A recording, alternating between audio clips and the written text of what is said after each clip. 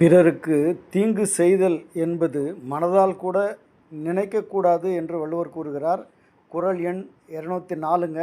மறந்தும் பிறன்கேடு சூழற்க சூழின் அறம் சூழும் சூழ்ந்தவன் கேடு. அதாவது மறந்தும் என்றால் தன்னை அறியாத நிலையிலும் பிறருக்கு தீங்கு செய்தல் கூடாது. அவ்வாறு செய்தால் அந்த செயலே தீங்கு செய்பவனை சூழ்ந்து அவனை அழித்துவிடும் என்று வள்ளுவர் கூறுகிறார். தீய செயலை விட தீய எண்ணமே ஆபத்தானது. பிறர் நலனை விரும்புவதுதான் உயர்ந்த அறமாகும். மனதை தூய்மையாக வைத்தால் வாழ்க்கை அமைதியாகும்.